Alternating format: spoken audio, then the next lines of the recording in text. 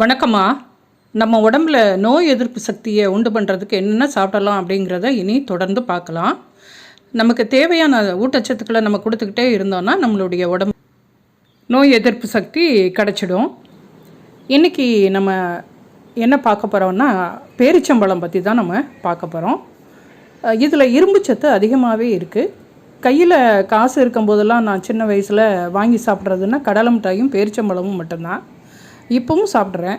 இரத்த சோகை வராமல் இந்த பேரிச்சம்பழம் தடுக்கும். இரத்த அழுத்தத்தையும் கட்டுப்பாட்டில் வச்சுருக்கும். அதோட பேரிச்சம்பழத்தை தொடர்ந்து சாப்பிட்டு வந்தால் மூளைக்கும் ரொம்ப நல்லது அப்படின்னு இப்போ ஆய்வு முடிவுகள்லாம் நம்ம பார்க்க முடியுது.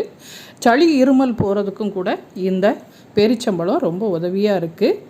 அது மட்டுமல்ல, பாதாமோடு சேர்ந்து இதை குடிக்கும்போது ஞாபக சக்தியும் பெருகுது அப்படின்னு சொல்கிறாங்க. இதையெல்லாம் தெரியாமல் தான் நான் எப்போதுமே என்னோடய பையனுக்கு தினமும் இதை கொடுத்து வர்றேன். நான் என்ன கொடுக்குறேங்கிறத பாருங்கள்.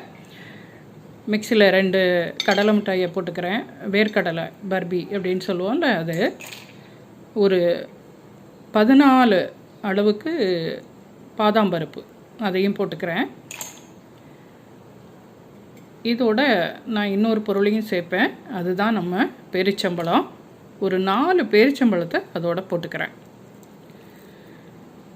அந்த கொட்டையை எடுத்துட்டு நம்ம பேரிச்சம்பழத்தை போடணும். இந்த கடலை மிட்டாயோட இனிப்பும் பேரிச்சம்பழத்தோட இனிப்புமே இதுக்கு போதுமானதாக இருக்கும். 4 பேரிச்சம்பழம் இதில் போட்டாச்சு.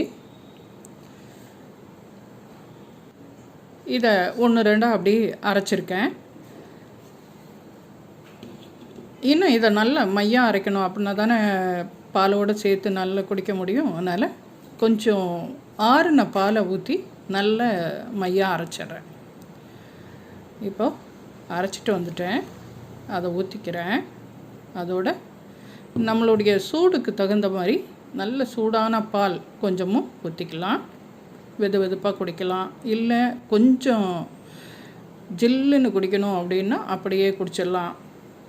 இப்போ ஒரு பேரிச்சம்பழத்தை அதில் வைக்கிறேன். கடலை மிட்டாயை கொஞ்சம் பொடிச்சு வச்சுருக்கேன். அந்த பொடியையும் மேலே தூவிக்கிறேன்.